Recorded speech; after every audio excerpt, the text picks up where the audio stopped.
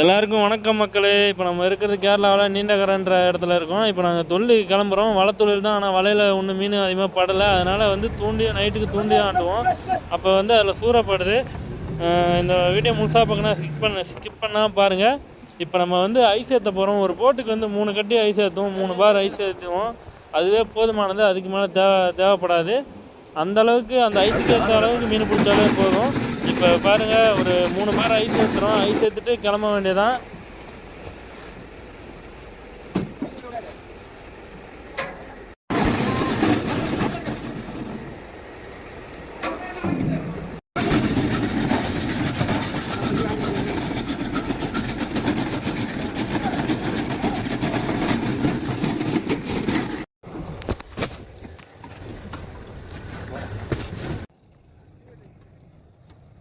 எப்படியும் ஒரு போட்லேயும் 500 கிலோ அளவு வரையும் மீன் ஐஸ் வைக்கலாம். அந்தளவுக்கு போட்டில் ஐஸ் பாஸ் வச்சுருப்பாங்க. 2-3 ஐஸ் பாஸ் வச்சுருப்பாங்க.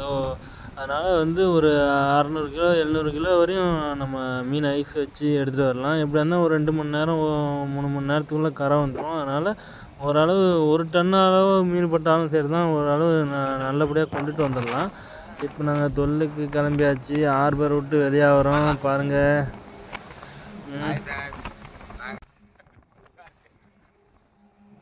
கிட்டத்தட்ட 3 மணி நேரம் ஓடணும். சூறை பிடிக்கணுன்னா மேலே தான் ஓடணும். இப்போ காணாத்த அந்தமாரி மீன் பண்ணணுன்னா வேறு அரவலைன்னு ஒன்று வச்சுருப்போம். அந்த வலை வச்சு ஒரு மணி நேரம் அதுக்குள்ளே ஓடி வலையறிக்கலாம் கரையிலே. இதை சூரன் மேலே தான் இருக்கும். அதனால் சூறை பிடிக்கணுன்னா மேலே தான் ஓடணும். 3 மணி நேரம் மேலே ஓடி பாருங்கள், வலை இறக்க ஆரம்பிச்சிட்டோம். கிட்டத்தட்ட ஒரு 2 மணி நேரமாக வலை இறக்கும். வலை இறக்குறதுனா வலை 75 கட்டை வலைனா ஒரு 3 சிக்னலாக போடணும். அப்போ தான் இடையில சிக்னல் போட்டால் தான் போட்டு பெரிய போட்டு வலை மேலே ஏற்றாமல் வலையை தாண்டி போவாங்க அந்த சைடு சொல்லிட்டு. இல்லைனா வலை மேலே ஏற்றிட்டு போயிடுவாங்க. வலையும் கிழிஞ்சிடும். வலை இறக்கிட்டோம். வலை இறக்கி முடித்தவொடனே பாருங்கள், இருட்டிடுச்சு. இருட்டின நேரத்துக்கு தூண்டி ஆட்ட போகிறோம். அதில் தான் சுவாரஸ்யமான கொஞ்சம் நகைச்சுவையும் இருக்கும். பாருங்கள், ஸ்கிப் பண்ணாமல் பாருங்கள் மக்களே.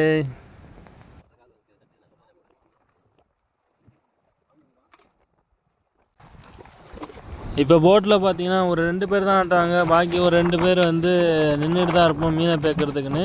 அண்ணன் தான் ஃபஸ்ட்டு மீனை பிடிக்கிறாரு. பாருங்கள், பிடிச்சி தூக்கியாச்சு. இதுதான் ஃபஸ்ட்டு மீன் போட்லேயே.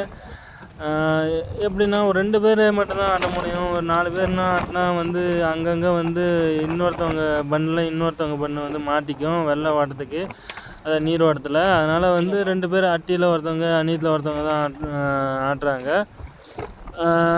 அண்ணன் ஒரு மீனை பிடிச்சிட்டாரு. இதோட பாருங்கள், ஒரு மீனும் டக்குன்னு ஏற்றுவாங்க. ஒரு 1 ஹவருக்குள்ளே ஒரு 40 கிலோ 50 கிலோ மீனை பிடிச்சாச்சு. அதுக்கடுத்து காற்று கடலில் மாட்டிக்கிட்டோம். சரியான காற்று மழைன்னு சொல்லிட்டு ஆரம்பிச்சிது. அதில் தான் ஒன்றுமே பண்ண முடியலை. அப்படியே எல்லாம் படுத்துட்டோம் பாய போட்டு. பாருங்கள் என்ன நடக்குதுன்னு நீங்களே பாருங்கள்.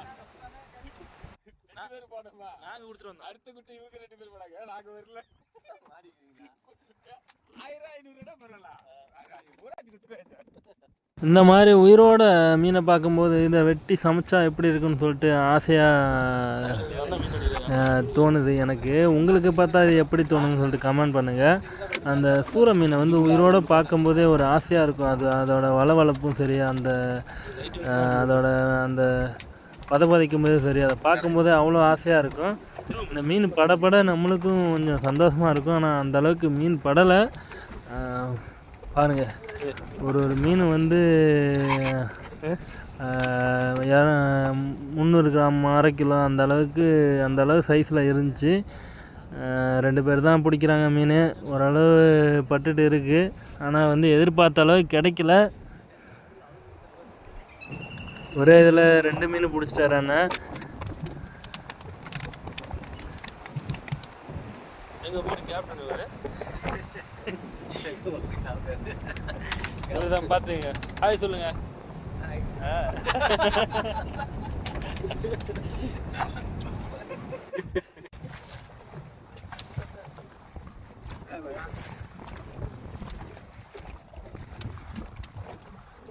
வேற எப்போ இருக்கான்னு கேளுமா. இந்த நீ இருக்கணும்.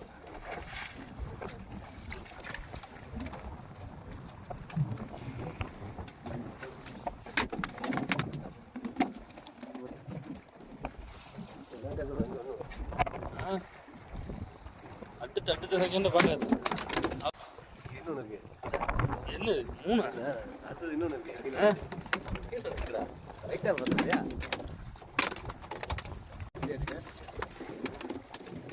ஒரே பாட்டில் 3 இங்கே 2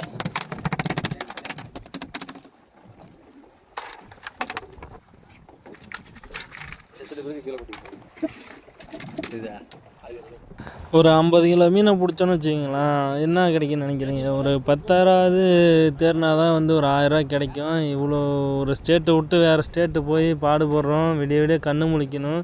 அதை பாருங்கள், இதை கண்ணு முழிச்சு இவங்க மீன் பிடிக்கிற வரையும் நான் மீனை பேர்த்து முடிச்சுட்டு அதுக்கடுத்து வலையை ஒரு 3 மணி நேரம் பற்றுவோம். அதுக்கடுத்தது இன்னும் ஒரு 2 மணி நேரம் 3 மணி நேரம் ஓடியாருவோம், கரைக்கு ஓடியாருவோம். அதுக்குள்ளே விடிஞ்சு மீனை விற்றுட்டு ரூமுக்கு போகிறதுக்குள்ளே 10 மணி ஆகிடும். அதுக்கடுத்து ஒரு 1 மணி நேரம் வலையை வந்து கிழிஞ்ச வலையெல்லாம் மீன் போட்டு கிழிஞ்ச வலையெல்லாம் பொற்றணும், பீத்தி அடைக்கணும். அதை வந்து ஒரு 2 மணி நேரம் 1 மணி நேரம் ஆகிடும். அப்படியே ஒரு குளிக்கிறோமோ குளிக்கலையோ சாப்பிட்டுட்டு சமைச்சு சாப்பிட்டுட்டு அப்படியே மறுபடியும் ரிட்டன் 2 மணிக்கு போட்டுக்கு கிளம்பணும். ரொம்பவே கஷ்டம்தான் சொல்லலாம் இந்த தொழில். அட்டியில் ஒரு ஆள் மீன் பிடிக்கிறாங்க பார்த்தீங்களா, இவர் தான் வந்து போட்டு ஓனரு. நல்ல மனுஷன், எந்த சவுண்டும் போட மாட்டாங்க. ஏதோ ஓனர் நல்ல மனுஷாக இருந்தாலும் சம்பாதிக்கிறது கம்மியாக இருந்தாலும் கொஞ்சம் மனசு திருப்தியாக இருக்கும். சவுண்டு போட்டால் அந்தளவுக்கு நம்மளுக்கு பிடிக்காது. அந்தளவுக்கு நான் கேரளா போய் கொஞ்சம் நல்லபடியாக பார்த்துக்கிட்டாங்க. ஓனரும் இன்னொருத்தவங்களும் தான் மீனை பிடிச்சிட்டு இருக்காங்க. நாங்கள் அதில் ஒரு ஆள் வீடியோ எடுக்குது, அது நான் தான். இன்னும் 2 பேர் மீன் பேர்த்துட்ருக்காங்க. ஒரு 30 கிலோ அளவு மீன் பிடிச்சாச்சு.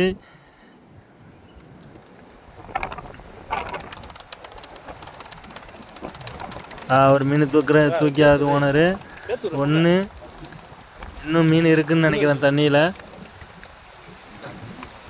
2 மீன், மொத்தம் 2 மீன் போல்.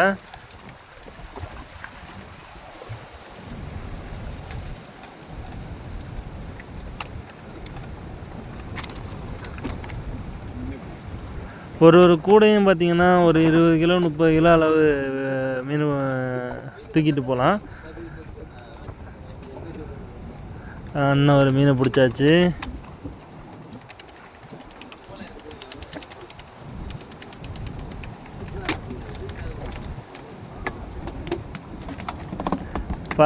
பாருங்கள் அந்த துடிக்கிறதுலேயே வந்து பார்க்குறதே கொஞ்சம் ஆசையாக இருக்கும். அந்த அதாவது ஒரு உயிர் துடிக்குது என்னடா அப்படின்னு கேட்காதீங்க. நம்ம தொழிலை பொறுத்தவரையும் இது வந்து அந்த பார்க்குறது அந்த பளபளப்புக்கும் அதுக்கும் பார்க்குறதே ஆசையாக இருக்கும். இந்த வயிற்றில் புள்ளியாக இருக்குது பார்த்தீங்களா, அதுதான் வந்து பருவ சூரைன்னு நம்ம சைடு சொல்லுவோம். அதுதான் வந்து இருக்கிறது சூறையில் ரேட்டு. அந்த சூறை தான் இப்போ பட்டுக்கிட்டு இருக்குது. எல்லா வயிற்றுலையும் பாருங்கள், சூறையில் அந்த வயிற்றுக்கிட்ட வந்து கருப்பு கலரில் இருக்கும் புள்ளியாக. அதுதான் வந்து இருக்கிறதே டேஸ்ட்டான சூறையும் சொல்லலாம். ஒரு மீன் பிடிச்சிட்டாங்க.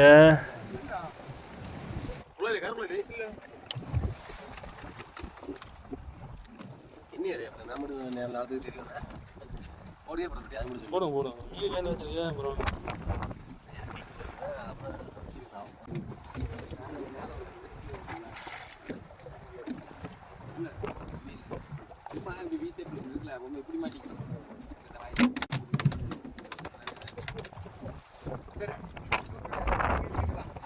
இன்னொன்று வருது போல. 1 2 3 பார்க்காது.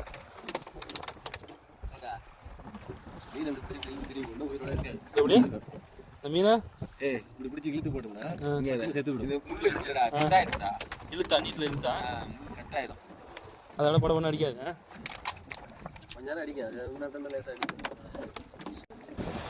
என்னடா இது வெறும் தூண்டியை போட்டு மீன் பிடிக்கிறாங்கன்னு நினைக்காதீங்க. அந்த தூண்டியில் வந்து ஒரு தூண்டி முள்ளுலேயும் வந்து பளபளக்கிற தன்மையோட ஒரு பஞ்சு மாதிரி வச்சு அணைச்சிருப்பாங்க. அது வந்து கீழே லாஸ்ட்டில் வந்து வெயிட்டு அணைச்சி வச்சுருப்பாங்க. கிட்ட மாதிரி கிட்டம் தான், அது பேர் கிட்டம்னு சொல்லுவோம். அதுக்கு அடுத்தது வந்து ஒரு முள்ளுலேயும் வந்து பஞ்சு மாரி பளபளக்கிற தன்மையோடைய ஒரு பஞ்சு அணைச்சி வச்சுருப்பாங்க. அணைச்சிட்டு அதை இறக்கி கையால் இழுத்து ஆட்டினா அது வந்து சின்ன சின்ன மீன் வந்து மேலே இங்கேயுமே போகிற மாதிரி இருக்கும். அதை பார்த்து இந்த மீன் வந்து பிடிக்கும். பிடிக்கிறப்ப இப்படி வந்து மாட்டுறது தான். இது வந்து ஏதோ சின்ன மீனை வந்து பெரிய மீனை பிடிக்க வர்றப்ப வந்து மாட்டுறது தான். அந்த அளவுக்கு மீன் வந்து இருக்கிறதுனால தான் வந்து மாட்டோம். பாருங்கள், இந்த என்னடா இது ஒரே மீனாக மாட்டுதுன்னு நினைக்காதீங்க. அந்த இடத்துல இந்தமாரி மீன் படுதுன்னு சொல்லிட்டு முன்னாடியே சேதி கிடைக்கும். அதை வச்சு தான் போயிட்டு வலையை இறக்குவாங்க. வலையை இறக்கிட்டோன்னா அந்த மீனுக்காக தான் வலையை இறக்குறோன்னா அந்த மீனை பார்த்துட்டு தான் இறக்குவாங்க. மாப்பாக வரும்.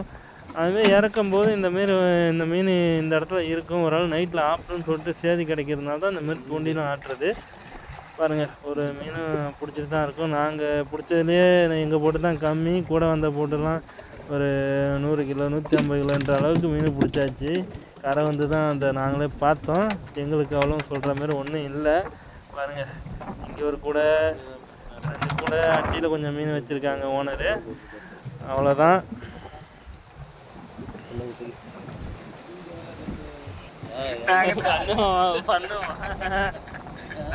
பண்ணுவா சொல்லு. சென்னையில இது மாதிரி தான் என்ன பீச்சில் சன் நியூஸ்ல இருந்து மைக்கை கொடுத்து சும்மா பேசியிருந்தேன். எங்கிட்ட மைக்கை கொடுத்து அதுமாரி நாங்கள் சொல்லித்தரோம். அது மாதிரி பேசிக்கணும். அது மாதிரி சும்மா பேசுறதா கூட அப்படியே வீடியோ எடுத்துட்டு போக வேண்டியதானே. இது மாதிரி சொல்லித்தர பேசணும். எனக்கு வெக்க மைக்கை கொடுத்து கையில் கொடுத்து வீடியோ எடுக்கிறேன். சிரிப்பு அண்ணா சிரிக்க தயவுசெய்து சிரிக்காங்கண்ணா. மறுபடியும் மைக்கை எடுத்து கையில் வச்சுட்டு என்ன பேசுறது? ஆனால் என்னென்ன பேசுனேன்? நான் சொன்னதை பேசுங்கண்ணா. இந்த மாதிரி பீச்சுக்கு இவ்வளோ பேர் நாங்கள் வந்தோம் போன எப்படி பேசுங்க. எனக்கு சிரிப்பு தாங்கல. என்னால் பேச முடியாது. இருந்தாலும் வச்சுக்கணும் ஓடிட்டேன் நான். சரி, அது சொல்ல நாம தான் அது அப்படி இல்லை மாதிரி அவசரம். கோபி சுதார தெரியுமா வாங்கிட்டேன். எல்லாம் 2 லட்சம் ஆச்சு. ஸ்டிக்கரு ஒட்டிட்டேன்.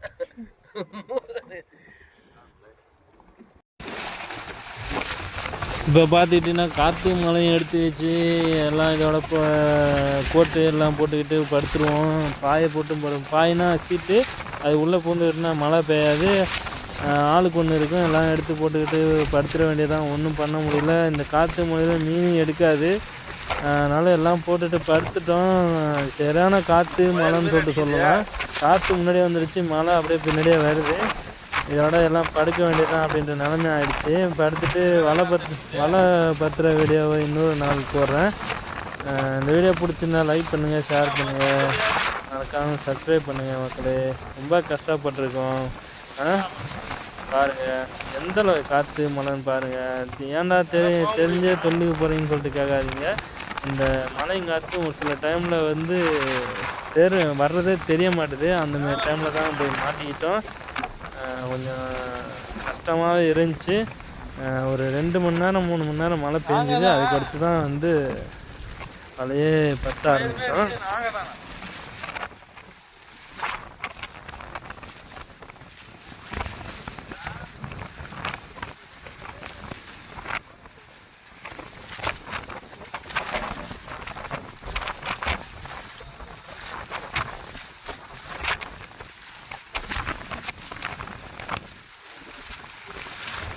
முடியல.